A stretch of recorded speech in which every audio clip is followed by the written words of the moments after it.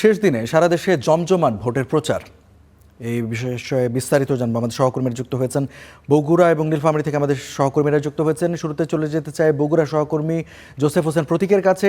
প্রতীকের মুহূর্তে রয়েছেন পৌর পার্ক এলাকায়। প্রতীকের কাছ থেকে জেনে নেব যে সেখানে নির্বাচনী প্রচারণা কেমন জমে উঠেছে এবং আজকে তো প্রচারণার শেষ দিন, কি ধরনের প্রচারণা চালাচ্ছেন প্রার্থীরা?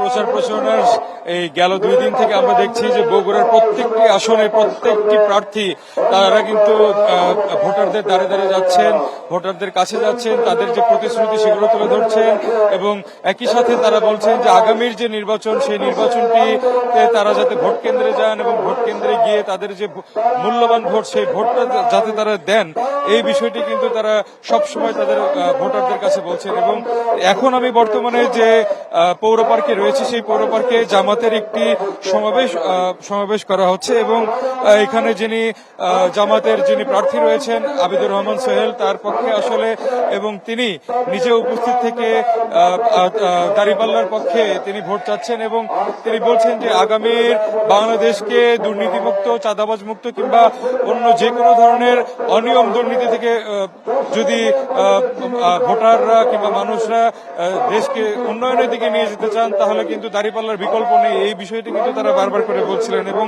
একই সাথে তারা দাঁড়িপাল্লার পক্ষে ভোট চাচ্ছেন যাতে কোনো ধরনের এবং আগামী নির্বাচন ঘিরে যদি কোনো ধরনের সহিংসতা হয়, কোনো ধরনের ঝামেলা যদি হয়ে থাকে ভোট কেন্দ্রগুলোতে, সেই বিষয়গুলোকে কিন্তু তারা ভোটারদেরকে লক্ষ্য রাখতে বলেছেন। এবং একই সাথে প্রিজাইডিং যারা ভোট কেন্দ্রে দায়িত্ব পালন করবেন দলের পক্ষ থেকে তাদেরকেও কিন্তু তারা সেই বিষয়ে নির্দেশনা দিচ্ছেন।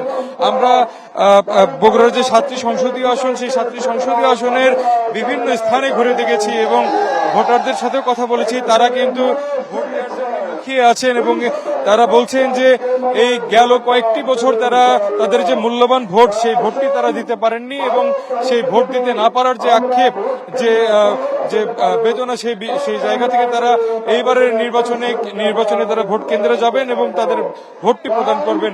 একটি বিষয় জানিয়ে রেখে যে বগুড়ার যে 7টি সংসদীয় আসন রয়েছে সেই 7টি সংসদীয় আসনে প্রায় 47 জনের মতো নির্বাহী ম্যাজিস্ট্রেটকে তারা মোতায়েন করা হয়েছে আইন শৃঙ্খলা রক্ষায় এবং একই সাথে 24 প্লাটুন বিজিবি এবং প্রত্যেকটি উপজেলায় সেনাবাহিনী ক্যাম্প স্থাপন করা হয়েছে যাতে কোনো ধরনের সহিংসতা কিংবা কোনো ধরনের ঝামেলা না হয়।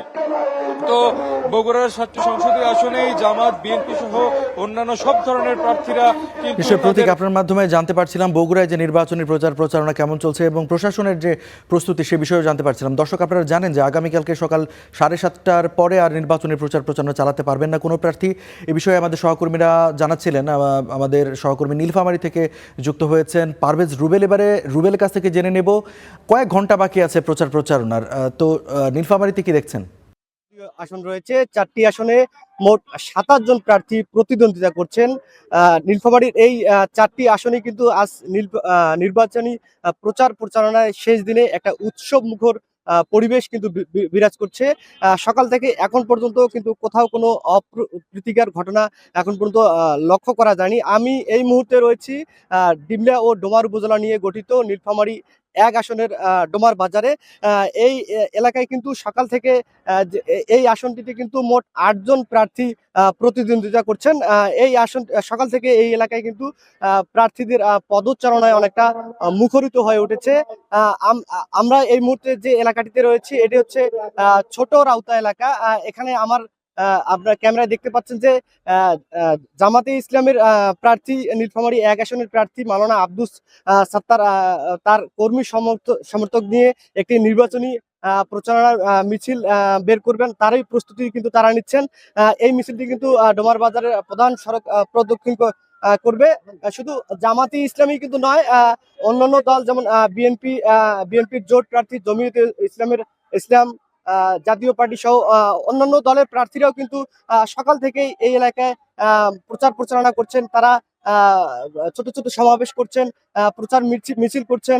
এছাড়াও দেখা যাচ্ছে যে পাড়া মহল্লায় কিন্তু বিশেষ করে নারীদের ছোট ছোট আম, দল কিন্তু দেখা যাচ্ছে মানুষের দোরগোড়ায় যাচ্ছেন। তারা প্রত্যেকেই কিন্তু চেষ্টা করছেন যে ভোটারদের তাদের দিকে টানার। আজকে এই, নির্বাচনের শেষ প্রচারণা, এরপর হয়তো আর প্রচারণা তারা করতে পারবেন না। এই কারণে কিন্তু সবাই মোটামুটি দল বেঁধে মাঠে নেমেছেন ভোটারদের আকৃষ্ট করতে।